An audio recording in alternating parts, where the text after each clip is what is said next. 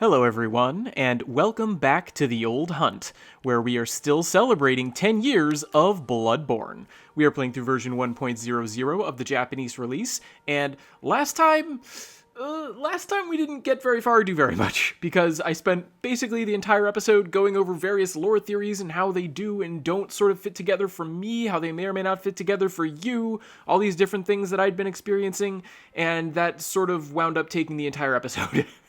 I didn't really plan on that, but it's what happened.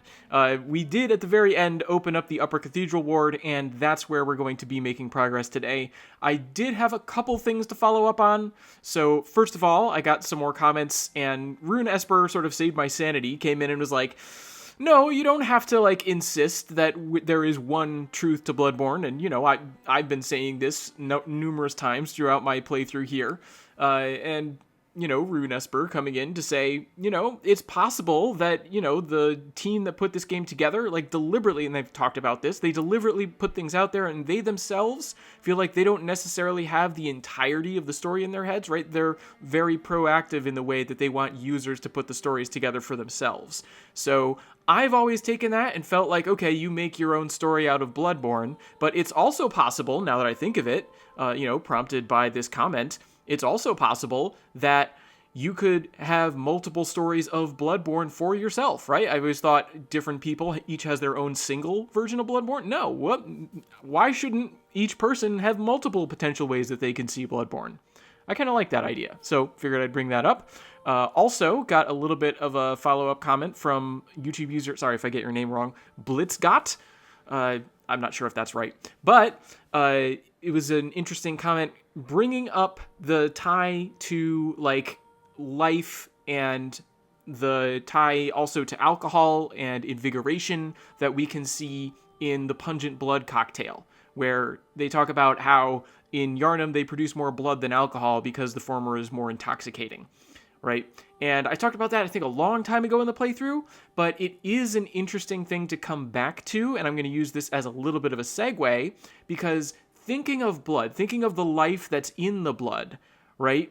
Maybe when we're calling this invigorating, that sort of rush is coming from the blood echoes that are still present in the healing blood, the old blood, the blood that we get shared from the various people that produces these different effects upon us.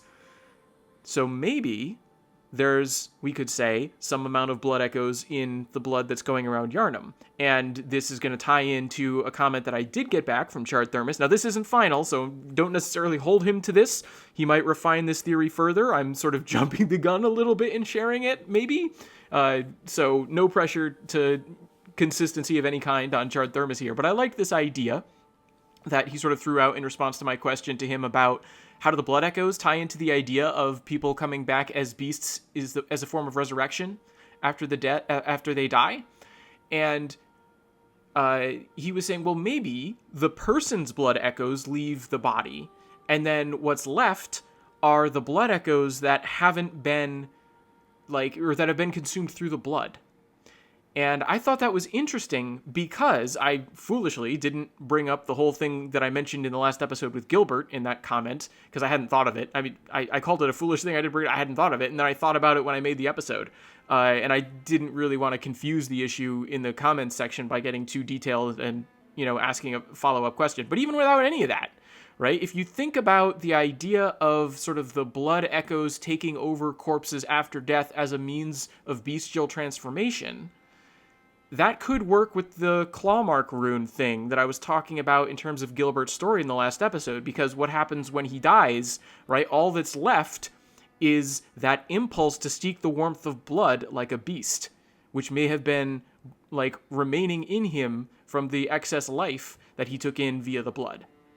Now, is that actually how that story is, supposed to go? I'm probably not supposed to, right? I was talking at the start of this section here about how the director himself has parts of the games that he makes that he deliberately tries to not have all the answers to.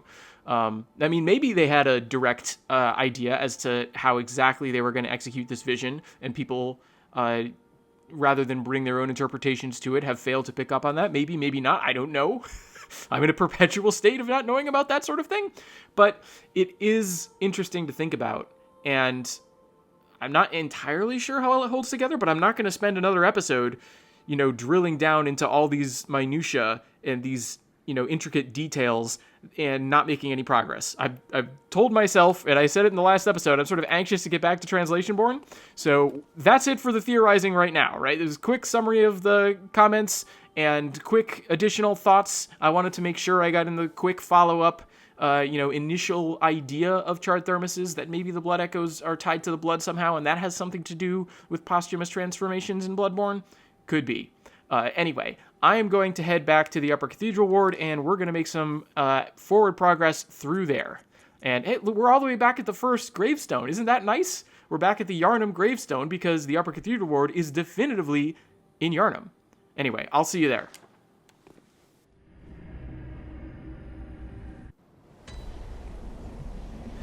All right, here we are back at the Upper Cathedral Ward, where we have an abundance of these statues. We were also seeing a lot of this plant growth. I was noting that in the Mensis ritual area. I don't know how much we can or can't read into that here. Probably not too much, but potentially a little. Nice to be able to do fire damage. These things, there are a bunch of enemies in the Upper Cathedral Ward that are, once again, going to be relatively susceptible to the specific combination that I have going on here with transforming this weapon to dealing fire damage, and also the beast boosting damage, because, spoiler alert, we're going to run into some more beasts. But I definitely wanted to come this way and get the Great Lake rune. And, we were talking a little bit about parity between, not necessarily parity, but the, interesting differentiation you can make between the deep sea runes and the Great Lake runes, or not great, just lake runes.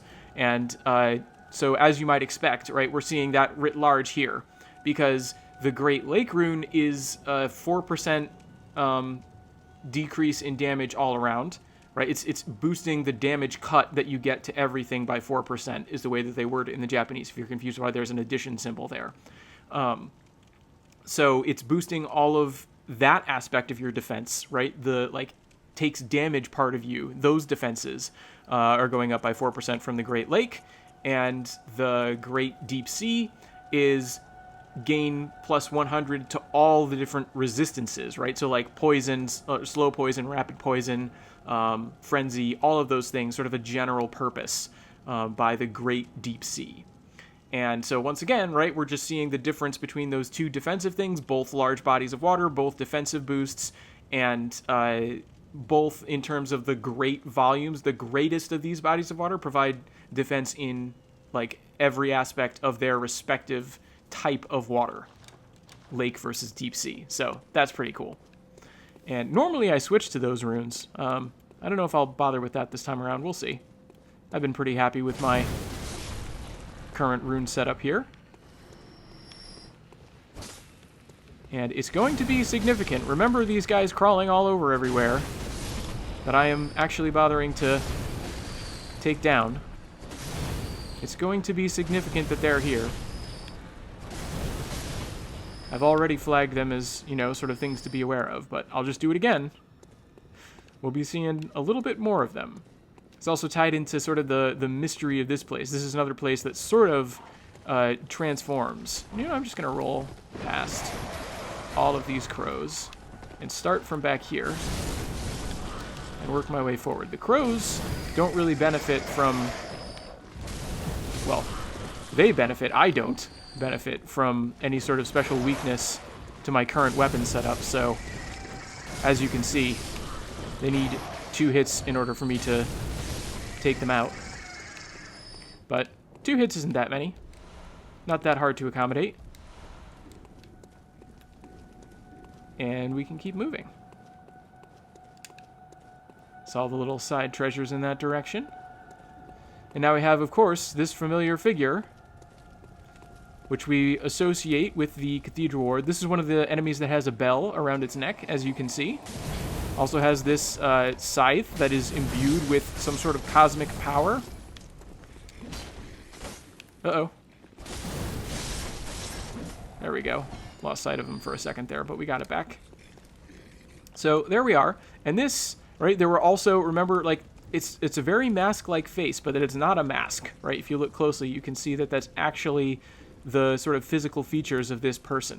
So maybe some signs of being a Tumerian, and maybe that bell has something to do with what a Tumerian might be doing up here. Again, sort of question mark that we don't have. Also, we had the two figures on the bridge back towards the start of this area that walked in a, preset path down towards me that I had to fight. And they may be the last humanoids in this area. Sort of potentially interesting, not that I've ever thought about it before, but potentially interesting that we do get these figures here, outside, that are sort of notably different than we might expect for human, but they're going to be more humanoid than what we get when we come in here. I just wanted to make sure my little portable lantern was on, and it was. Because this should look familiar, this particular enemy. We have the brain suckers, and they are weak to fire damage. Or just basically non-physical damage. So that's going to be very helpful for us in being able to dispatch them. There's more than that one. But we did just run into a new set of clothes, and I do like to take a look at the various clothing sets and then before I change into them.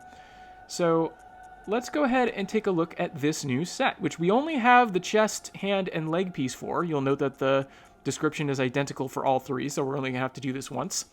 But we have the Holy Song garb, the Holy Song gloves, and the Holy Song trousers or pants, whichever you prefer. And the Holy Song Troop, right, is the name of the choir, it's the name, it's the official sort of set of concepts that you can put together to get to the idea of the choir in Japanese. But this isn't the Holy Song Troop garb, right, or the garb of the Holy Song Troop, it's just the Holy Song garb. I don't think that really has any implications for the translation, I just think that it's interesting the way that that's listed in Japanese. And, choir garb, I think, is the official translation. Totally makes sense. It's the garb that is associated with people who are in the organization, the choir, one of those two high-level factions. So, as a matter of fact, let's go ahead and get into the description, because it's going to explain just that in the opening line.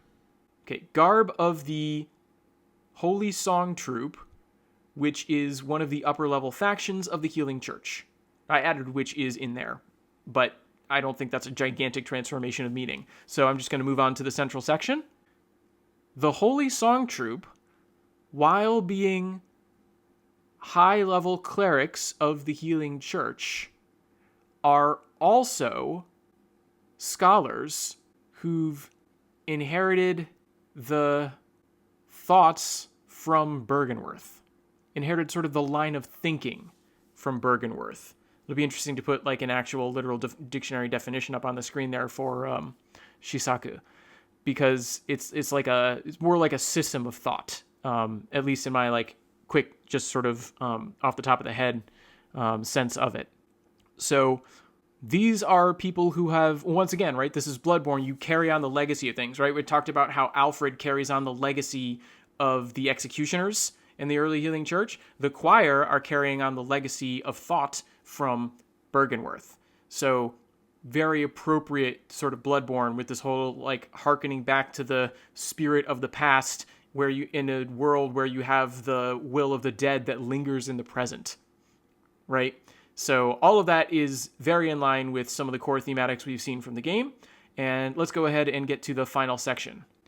Okay, so first line, they, presumably, because the subject is missing. But we were just talking about the choir's dual identity as high-level clerics and inheritors of thought from Bergenworth that are scholars. So together with the abandoned Great One, they look up at the sky and search for a sign or signs from the celestial objects. I say celestial objects because Hoshi can mean star, it can mean planet. It's very vague. But I think stars would be fairly safe, right? If you're just going to make a guess as to what it could be, but it's like the heavenly objects could be sort of any one of them. And also note again, we're seeing misterareta joisha, which is the Japanese phrase that gets used in like the Augur of Ebrietas and I think a few other places. It's why I use the idea of the abandoned great one in English, because I think we can just basically take that as a reference to Ebrietas, the abandoned great one. And I think that full sort of title comes from the Augur of Ebrietas, but we're going to see that's not the only evidence that the choir had some associations with Ebrietas. Anyway, let's move on to the final line. It is precisely that which is a path that leads to next level thought, right? System of thought that is transcendent. I'm trying to think of other ways that you might be able to get at that concept. Or transcendental thought, right? The idea of thinking on higher planes. So the choir thought you have to look up at the sky and study it for signs, maybe just a sign, but I think signs makes a little bit more sense. And that is the way that you elevate your thoughts. And there's a certain extent to it, just like, okay, you look up and then you contemplate what's above you and it elevates your thoughts, right? There's a sort of like, I don't know, basic level to which that sort of works. But also, right, think of the revelation that they had on the note, which is the sky and the cosmos are one. Right, so we're seeing an echo of that same line of thinking, right? That sort of enigmatic note that we could get. Again, notice how Bloodborne does this, right? It puts a piece of information out there on that tower that you can access before you get this key way at the end of the game. And you come back and it sort of starts to make more sense now that you have the context, right? They keep the context from you at the beginning. It sounds very enigmatic. What does that mean? The sky and the cosmos are one. You come here and you find out that the choir is of the belief that by studying the skies, that is how you raise your thoughts to a higher level. That's how you become, right? This seems to be this quest to become a transcendental being as one of the great ones, right? It seems to be one of the things that people are striving for. Their dreams of transformation into ascendance, right? That sort of ties back into the thing that we were trying to help Imposter Yusefka with, right? Where she's got all these patients and she's trying to bring them to a higher level. She doesn't want them to turn into beasts. She wants them to turn into something greater and discover the path to like a true next level creature to a great one, right? Seems like it's sort of the goal here. And the idea that the sky and the cosmos are one, like, fits in very well with this line of thinking. We can see now why it's attributed to the choir, and we'll continue to get a little bit more information about why that makes sense and how it could fit into what the choir were aiming at and are trying to achieve. But anyway, I think that's a good deal on the description there for that particular set. We can now change into most of it. The headpiece is acquired separately, so for now, we look very silly with this Cainhurst Knight headpiece, but we'll keep it on. It's kind of fun. And we can come out here. And this is also, like, this is an interesting part of Bloodborne in the sense that you have these, like, dark corridors. This is a pre-scripted event that should be happening here. It didn't happen. Maybe I need to pick up the item. But you get these, like, long, dark corridors. There it is. I had to pick up the item.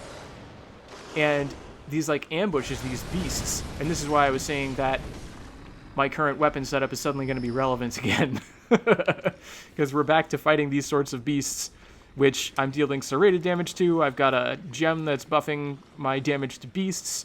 And I've got the transformation to fire damage. All sorts of reasons why that's going on. But look at the way that this area plays with darkness, right? And watch even closer, right? Because you can see the werewolf swinging there on the chandelier, a couple of them. It crashes to the ground, and now the lighting has changed, and we get them coming after us as I run to safety.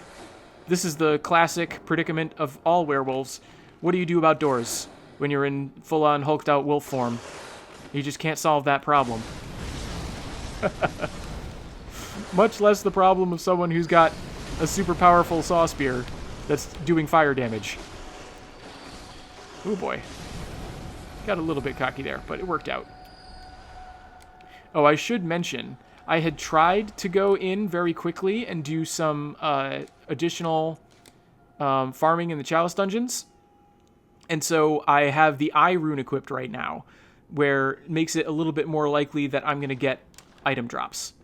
So I'm glad I got that bloodstone chunk. It's a rare drop from these types of enemies, but good to see that. What is this? Is this closed? Yeah, that's to close the door. I'm not interested in closing the door. Okay. But, yeah, I don't know if I fully finished this thought, but it's sort of another type of horror, right, that we experience here. And we've got the sort of sounds that go through this area, and the low light, and the, like, stalking beasts that jump out at you when you least expect it, including that one right there, and also the one that jumps through the window, right? Different sorts of almost jump scares. Bloodborne doesn't do a lot of jump scares. The closest it probably comes is that werewolf that comes at you through the window after you pick up that item. But it's interesting to think just the different feel that this area has. And this area isn't very big. The game doesn't do it for very long.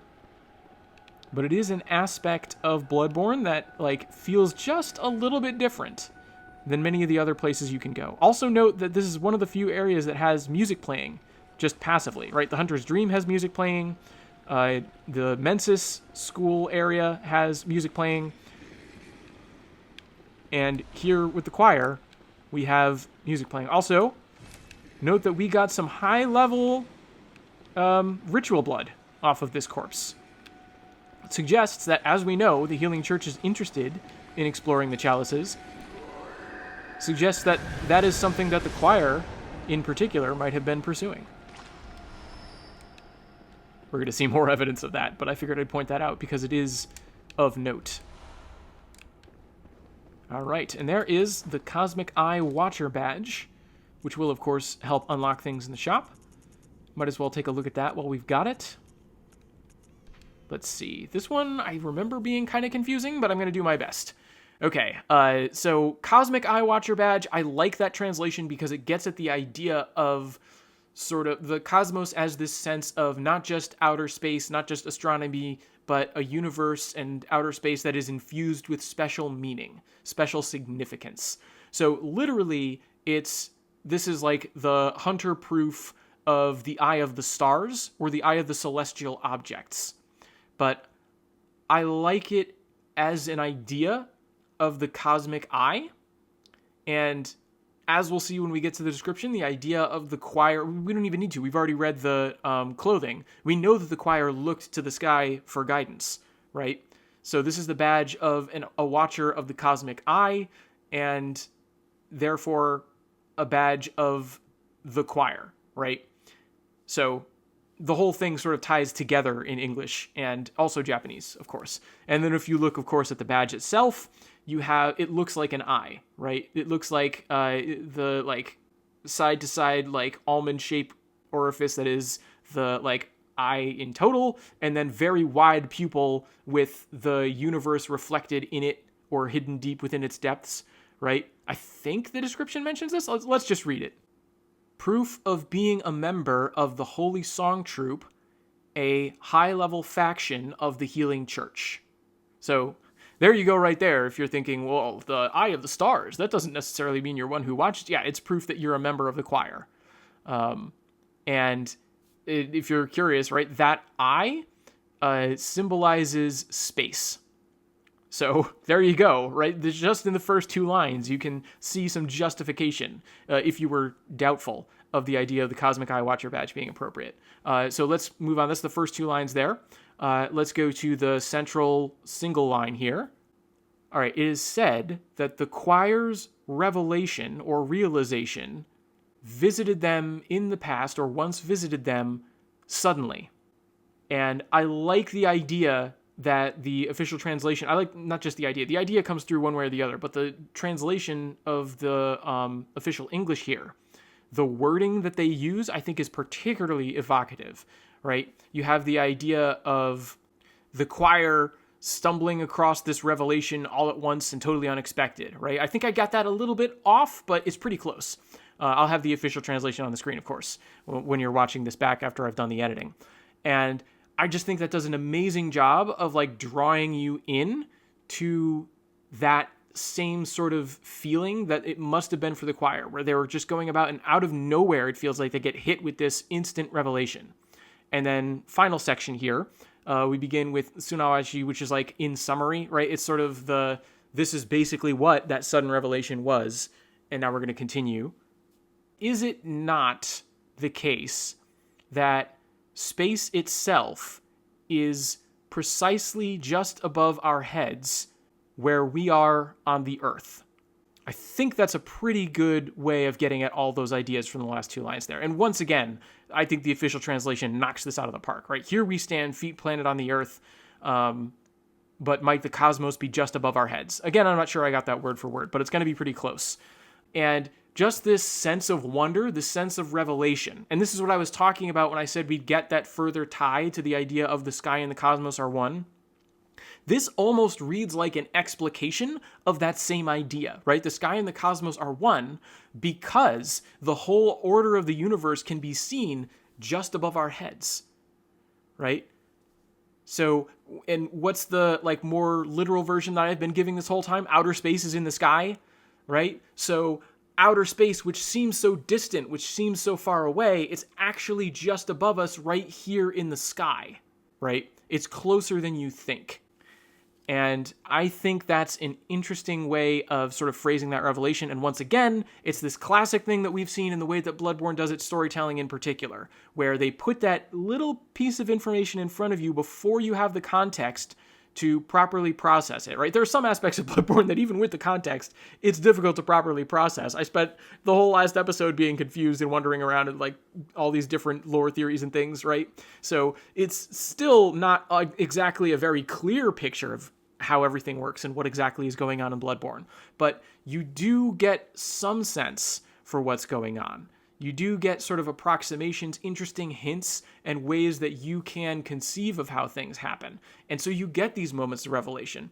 And a lot of the way that that happens comes from this sort of disjointed presentation, again, where we've got a little bit here before you're ready for the full version of it, right? And so now we can tie it all together and we can speculate more meaningfully, and it seems less nonsensical, right? These leaps that we saw, right? It's like starting with the conclusion of something that's shocking and then slowly backing it up, right?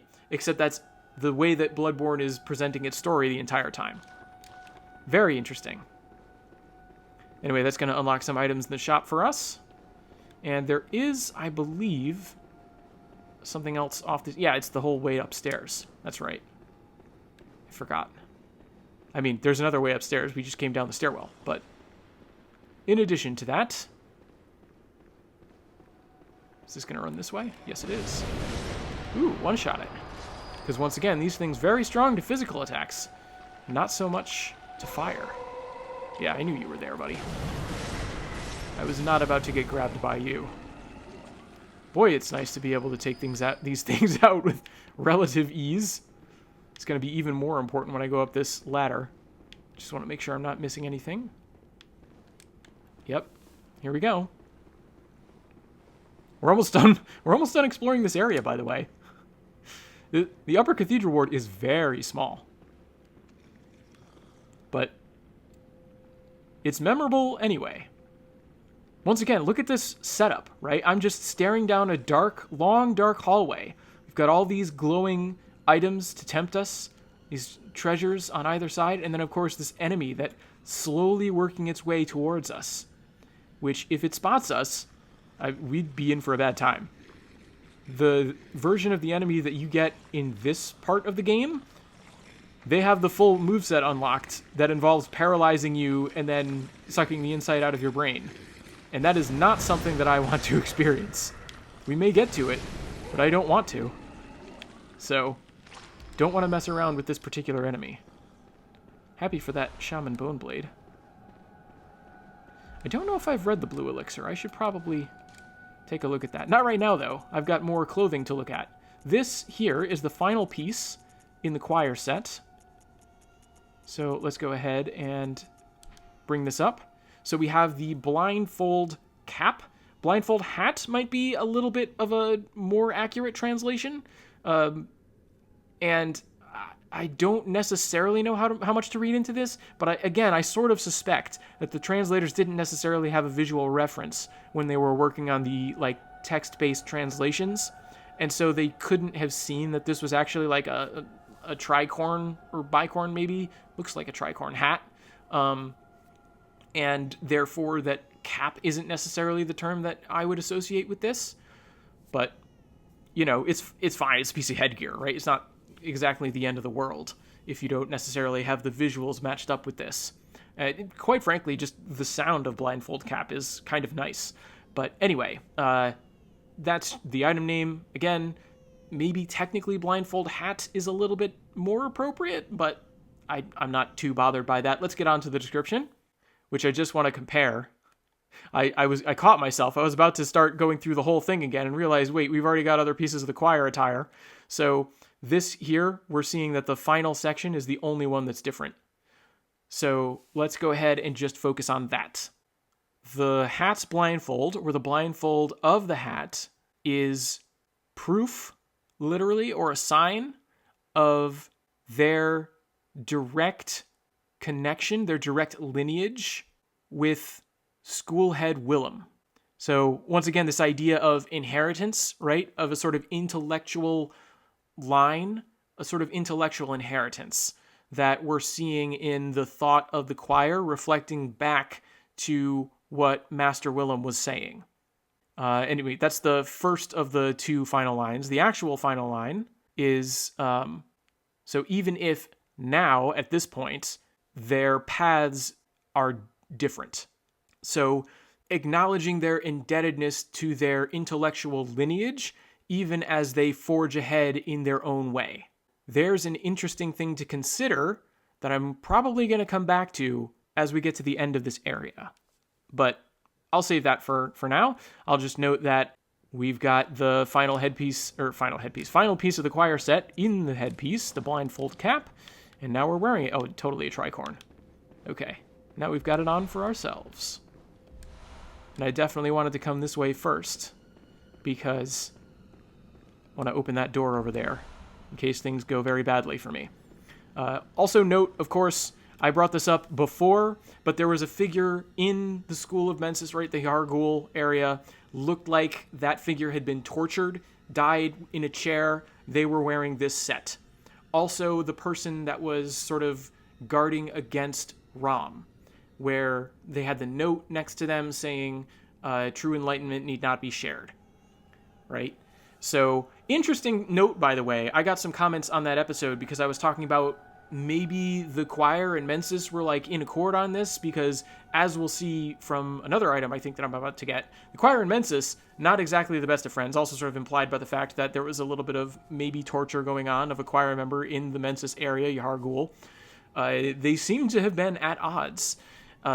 So there's that. But more directly relevant to the situation with Ram is that you have a member of the choir trying to keep a lid on the secrets that Ram is protecting, and then you can summon in later versions of the game, right? This version of the game, you can't summon these NPC allies to your aid, but you can in 1.09 summon Mensis Scholar Damien to help you fight Ram the Vacuous Spider, which sort of implies that actually, even though part of our quest seems to involve unveiling the Mensis ritual and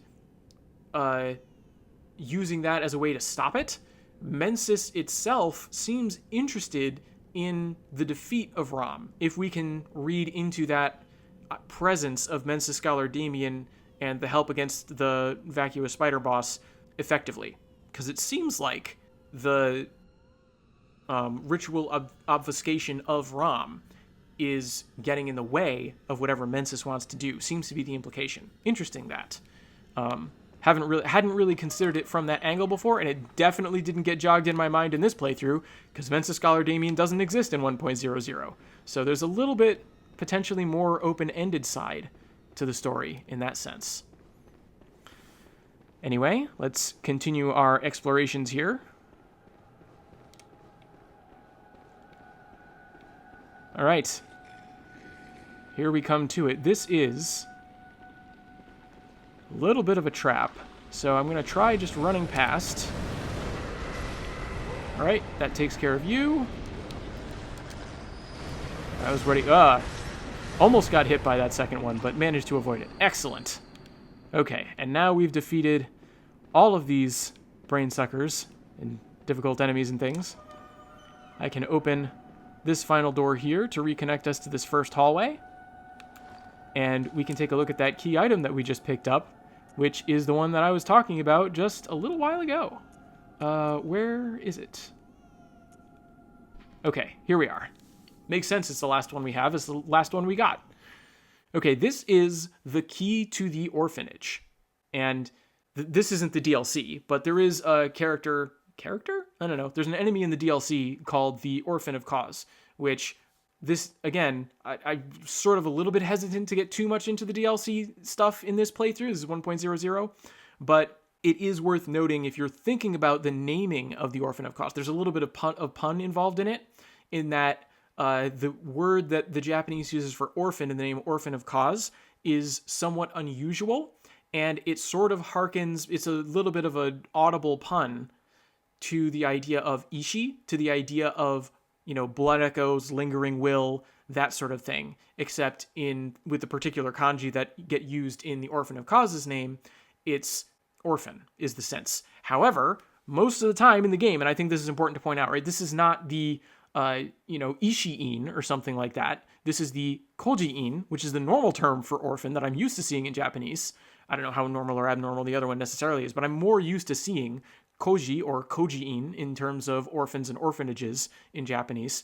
And this one is that form, right?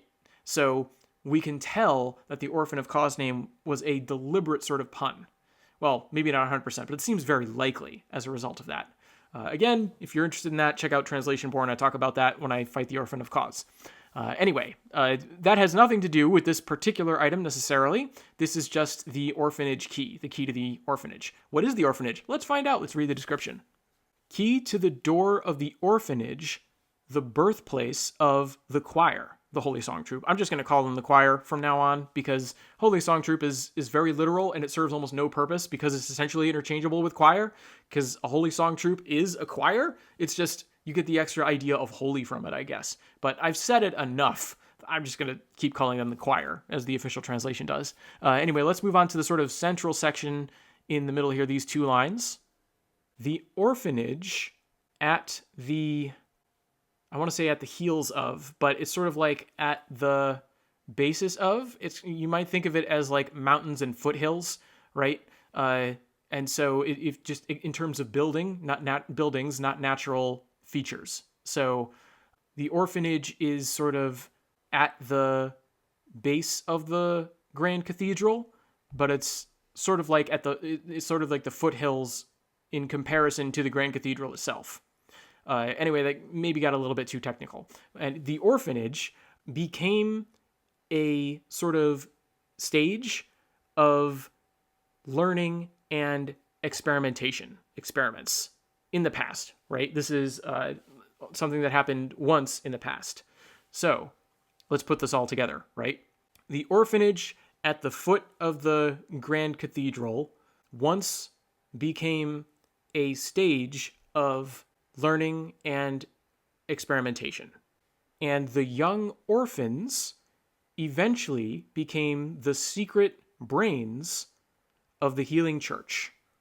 So it seems like the Healing Church took in these orphans, and because they didn't have parents, they were brought up in this intellectual tradition, and they got to do all sorts of experiments and things, and they became one of the high-level factions of the Healing Church. We already found that out, and they became sort of the brains. They obviously, as one of the high-level factions, they're very motivated, but they're very motivated from their upbringing as a kind of learning, right? So they're sort of directing things in the Healing Church, but they're also interested in learning. Not sure, we don't necessarily find out what exactly Mensis, the Mensis school, is all about, besides their ritual that they're very invested in, clearly.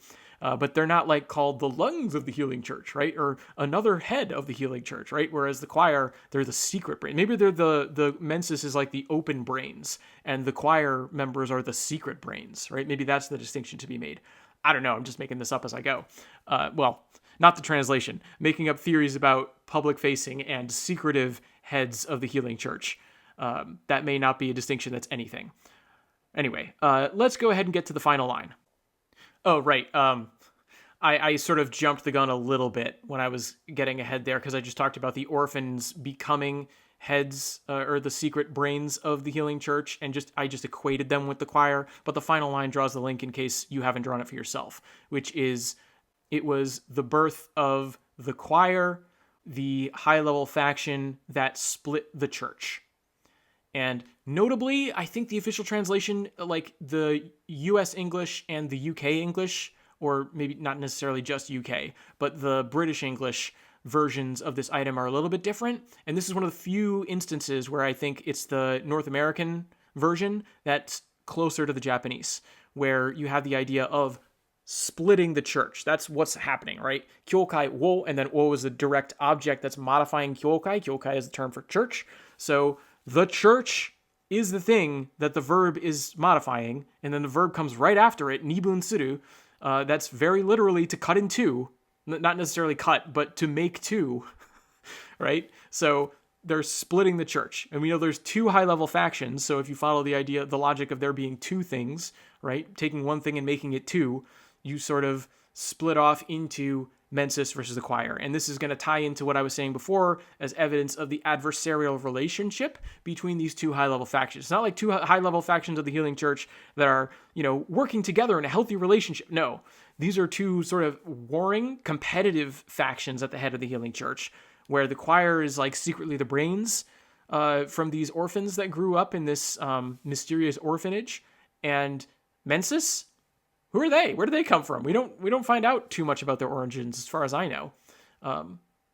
Presumably, they're just more of like the church establishment. Maybe Mensis was around. They were the people who used to be the only heads of the healing church, and so maybe they were descended from the people who, or maybe even in some cases the same people, who were responsible for the running of the orphanage that then brought up to the choir members, who then sort of had their rebellious thing, and they went back to an even older lineage of Master Willem's thought, as we've seen from another description here.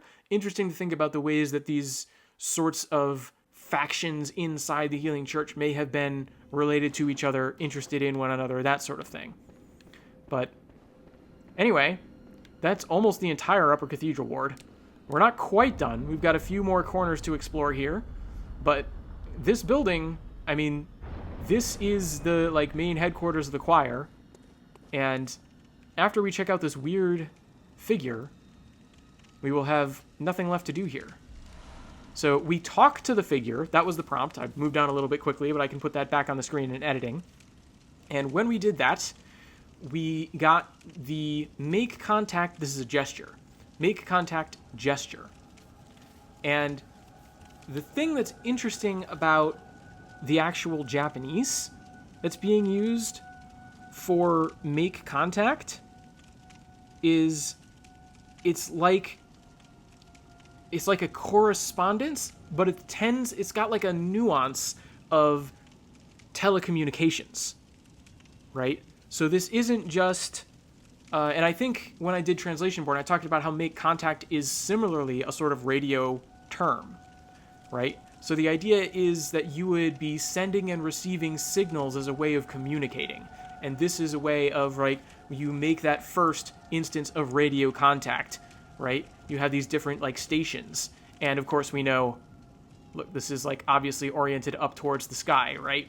And we know that the cosmos is just above our heads, right? And the sky and the cosmos are one. So that sort of orientation towards the sky, making this pose that's invoking the idea of sending and receiving signals. Interesting. And we're going to come back to that idea in the future. But having done that, we're pretty much done with the current headquarters of the choir, it seems like. Right? Because this is the portion of the Upper Cathedral ward that is their basis of power. However, we also know that we have the orphanage.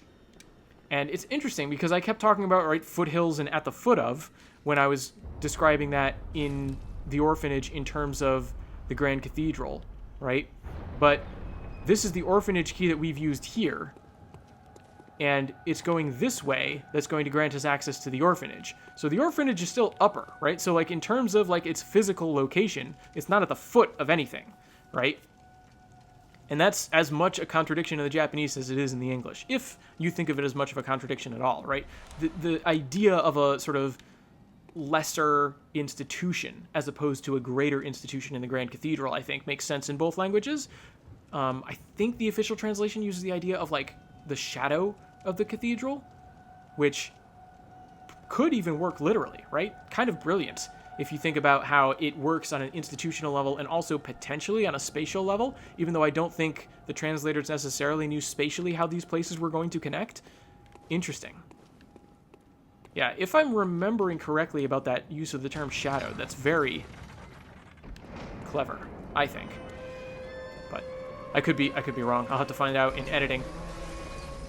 But anyway, we've opened these doors, having fully explored that portion of the Upper Cathedral Ward. Not quite going to go through the orphanage. Another short area with very significant things. For the time being, I'm going to head back to the Hunter's Ream.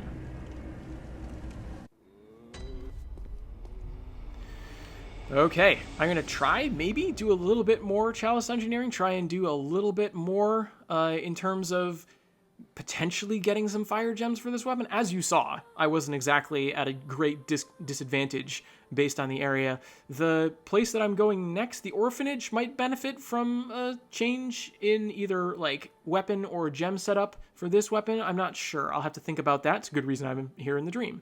Might do a little bit more stuff in the chalices depending on how much time I have. Might not have time for that. I didn't think I'd had time for it last time. I did have a little bit of time for it. Anyway, I'll figure it out. In the meantime, please feel free to let me know if there are any thoughts that you have on the choir, and I will continue to sort of think through what's going on there, and I'll look forward to exploring the orphanage next time. But for now, I'm going to call an end to my hunt for the evening, and I wish all of you good hunting.